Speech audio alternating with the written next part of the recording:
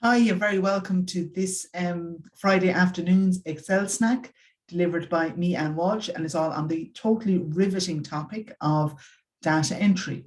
So let me just kick off the show here now. Right. So basically the idea is that what you want to do is we're going to take data entry and we're going to do what I call rubbish in, lots of pain out, also known as converting kind of chaos to order. Or the well-known, IT phrase, rubbish in, rubbish out, or garbage in, garbage out. Okay. So what we're going to talk about, first of all, just a little introduction. And some of you would have been here before. If you don't know who I am, a tiny bit about me. My name is Anne Walsh. I'm living in the west of Ireland, and it's quite a dull day here today in the west of Ireland. My website is called The Excel Expert. I've been a freelance Excel trainer since the mid-1990s. I've also written a number of books, including this one here, Your Excel Survival Kit, Your Guide to Surviving and Thriving in an Excel World, 2nd edition. I've also written a number of books for an organization called Bookboon, Great Reports in Excel, Get and Transform Data, Great Reports in Word, and How to Track Your Training Records in Excel. And currently in production is a adrenaline filled, bodice ripping thing on pivot tables, or not, as the case may be, right?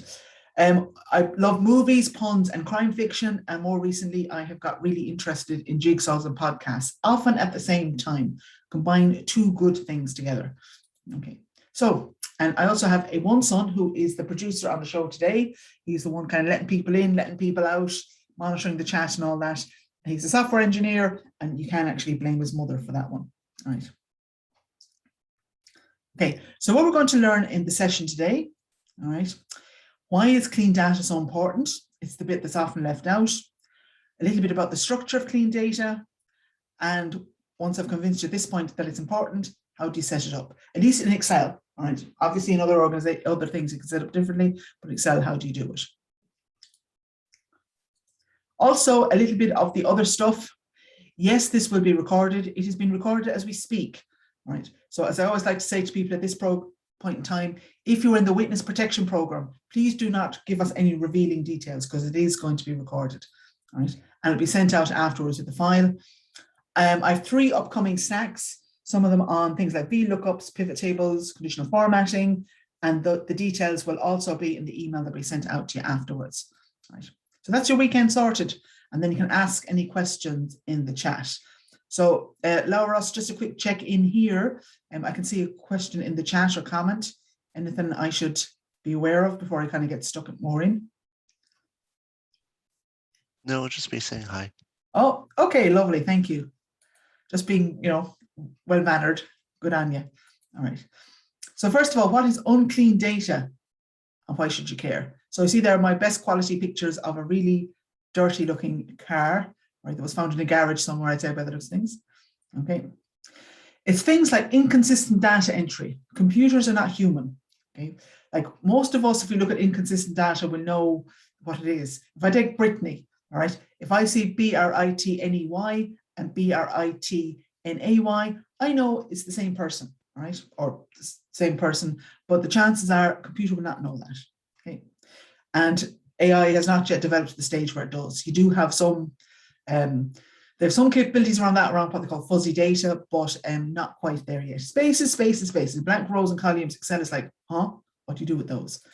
It assumes your data is organized in a particular kind of way. Often with data dumps, you have from accounts packages, you have totals. And again, you need to take those out. Move them out Al Pacino style. Okay. So again, why should you care? And so what? Okay.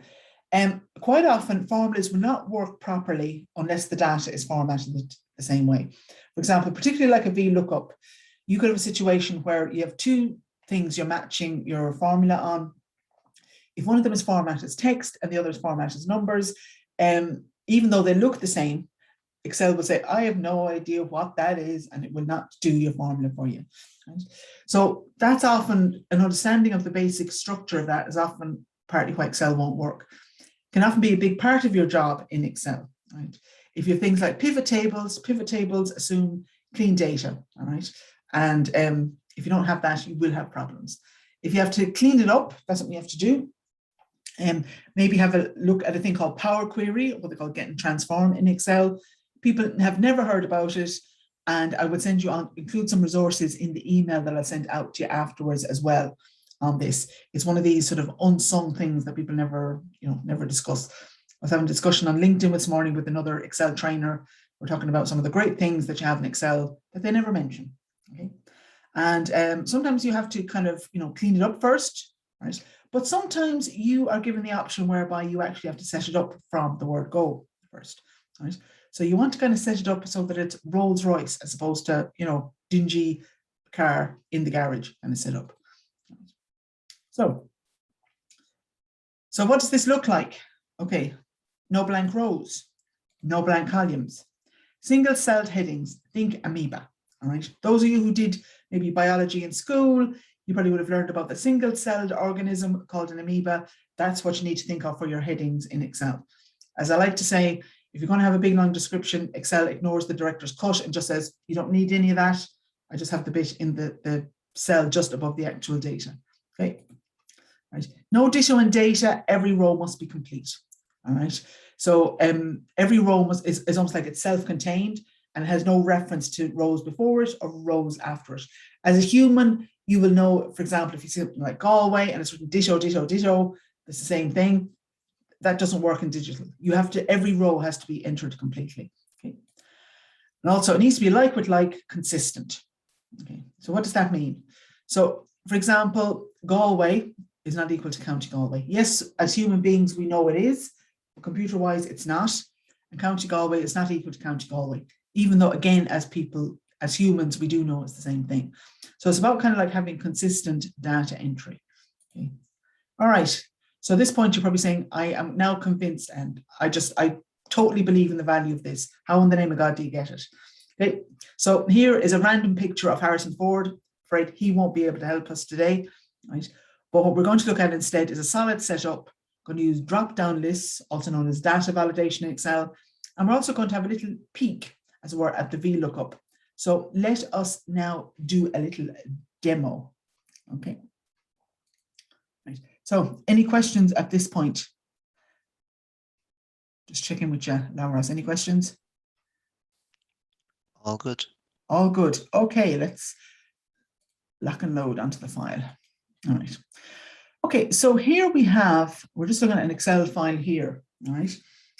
And generally speaking, what I kind of recommend is that, when you're entering data, you want it to be all the same way. So what I generally recommend to people is like have a thing called a list sheet and have all this set up in it. So for example, I've got a list of companies, occupation, cities. I've got some other courses over here. Some of the, these are all makey-uppy ones, just so you know. But these have all been formatted, a thing called a table. All right, that's kind of important. So let's see what this looks like. Okay, so over here, I've got my headings. All right, course listing, days, and so on. And what I want to do is basically create a drop down for, let's say, for example, for gender. All right, so I click over here. I'm going to use a thing called data validation. But just before that, I'm going to go to my lists. I've got my data listed here, and you always list your data kind of like from top to bottom. So you list it kind of like vertically as opposed to horizontally. Highlight it here, go up to insert, go to table. And the reason I'm doing it as a table is that I want to make the table dynamic. Okay, so if I decide to change this later, I update it here and it'll update my lists as well. Table, there it goes. I'm going to say my table has headers, and I click OK. And it says gender. And I'm going to go over here to table design. I'm going to knock off the header row because I don't need the header row for for my data entry. Okay. All right. So then no idea why I gave me that bit. Highlight this bit here. I now need to give it a name. So I'm going to give it a thing called a named range. So I think I'm going to call it gender 2 because I think I was playing with this earlier. I might call it gender already. So I just call this gender 2. And if you notice, when I'm putting in the name range, no spaces, all right? So when you're naming your ranges like this, do no spaces, press enter. Now I go back over to my data entry. So what I want to happen here is that when somebody comes to the gender, basically they can't put in like, male, female, MF, anything like that. I just want them to pick something from a list, that's it. Okay. And The thing I'm going to do here is, and again, I've gone back and forth on this one, is I'm going to set this up so that it covers the entire list. Now, this can slow down performance a bit, but it gets around the thing of people, sometimes coming to the end of it and panicking when they think the data validation has run out. Control Shift, arrow down.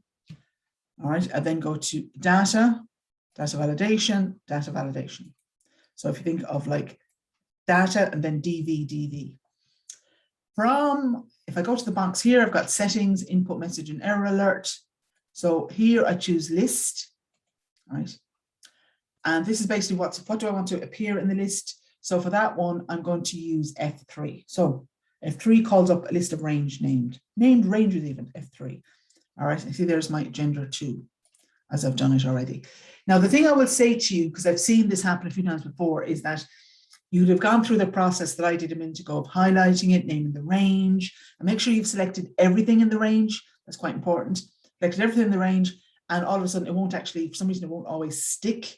All right, and I've seen that often enough for me to mention it. So just go back and kind of do it again if possible, and click OK. Now, the other thing that's here too is input message is say, please pick from list. And then this other kind of thing of the error alert, right? Now, this is kind of interesting. I've always in the past kind of just said stop, which means basically that's it, you can't enter anything else. But I was recently on a course with someone and they had a couple of variations on it. So there's a thing there about a warning. So a warning will mean that it would say to the person, this is not on the list, but it will allow them to enter the data. So they'll kind of get like, just so you know, it's a bit dodgy, enter it. Okay.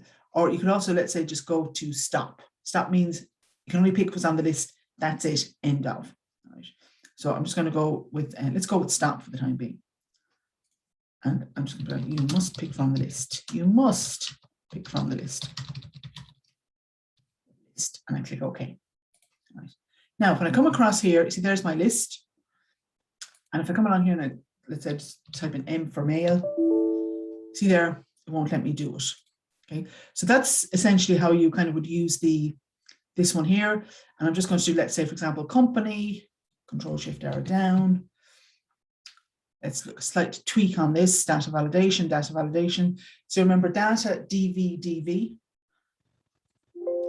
And I'm going to say, yes, I do. All right, I'm going to go to settings and I choose list, go F3. And I'm going to call up my list of companies. So I've already kind of, as I say, so I prepared earlier with the company. And then I click OK. And this time what I'm going to do is I'm going to do it slightly differently. So I'm just going to say, let's say warning. Right. So I say this company is not on the list. I click OK. So when I come along here, there's my list of companies. Now, if you notice here, it's not listed alphabetically. So the way you get it listed alphabetically is if I go back here into lists, go to my company, and just when you're entering it, it doesn't really matter how you enter it. You go to data and then you go A to Z. See, there it is. It's now organized alphabetically. Back into my data entry. There's company. Okay. Now, if I'm going to put in a new company here, all right. So let's say I'm going to put in, let's say, Excel Snacks, which I'm pretty sure is not on the list. You see there, it says it's not on the list. Do you want to continue? Yes or no? Right. So the first one I gave you there, basically, it was like a hard stop. No, you can't do anything. This option is like, are you sure? Do you want to? And just bear in mind, it doesn't add it to the underlying list. But I'm going to say no to this one. Oh, well, actually, no, I'll say yes to this one. Right. So see, it comes up on it. But if I go back into my list here, it's not going to update the list there. Let me go down to my D. Yeah, there it is, exact solutions. It doesn't update the list. So you're going to have to decide for yourself what suits you better. Right. Now, the other ones essentially cover the same kind of steps once you kind of get it done. Right. And what I want to do then is just show you the other thing you can do. I'll go back here to my lists. I have a list of courses over here. All right. How to party like a hobbit. And each of these would, for example, be valid for a certain number of days. All right. And if you've ever attended training courses, some training courses you have to do it every 2 years. Some of them you do it as a once-off. Some of them are kind of, ad hoc. So this will be a scenario where these last a certain number of days certifications. So I go here to my course listing. And what I've done here is that I've already done this. I've added this one to it, but I'm going to use a vlookup here, which is going to be, interesting enough, the topic of our next session, next Friday. Use a vlookup, which basically would mean that when somebody picks sword making here, it updates it with the number of days. Right? Now, I'm not going to do anything on vlookup now because I'll do it next week. But this is like it's more like a trailer for the vlookup. So go to formulas, lookup and reference, and vlookup. So go to the matchy over here, go down to my table array, into my lists. And the second column of this has my data. So I've got 2 columns, course listing and days, and the second column is going to be my days. So I put in 2 here, and then false for an exact match. And it gives me 720. There you have it. So if I come along here now, and I choose how to party like a hobbit, you see it updates this, all this automatically, and we choose induction. So that's essentially how you kind of actually just do your data entry on it. Okay. Now I'm just going to pause for a second, and I just want to see, Laura, those of you that are here, any questions or comments you want to add? You can either come off mute or drop it in the chat, whatever you prefer. Or neither. Neither is fine. Okay, all right then. Let us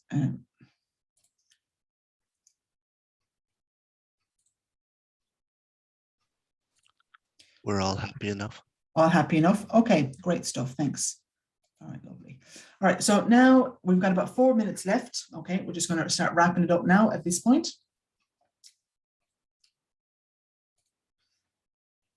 So always good to have an extra picture of Harrison Ford. That's my theory anyway. Right, so we've done the demo, a little bit about upcoming Excel snacks. Okay, going to be every Friday. I'm going to do 3 more for the month of September at 12:40 on a Friday, right? And the one next week is going to be on vlookup. It's a superpower. No, really it is, all right? Then the next one I'm going to have is going to be putting it all together with a pivot table. And then the next one then is going to be about, as I like to call it, cosmetically enhance your data with conditional formatting, right? And I should have said maybe without the use of silicone fillers or anything else like that. And a dash of if to make it more interesting, right? So that's the, stop that now for a second. All right. Okay, we're 3 minutes to go. All right, I've covered what I wanted to cover. I will be sending you out this in an email. I'd say either over the weekend or probably by early next week, by next Tuesday at the latest. All right, I'll send you the email with all the various details and bits and pieces in it. Okay, at this point, any other questions from anyone? If not, I will stop it, end the recording. And again, if you are seeing this in the recording, thank you for watching, and please drop any comments or anything else you want to do. All right, lovely stuff.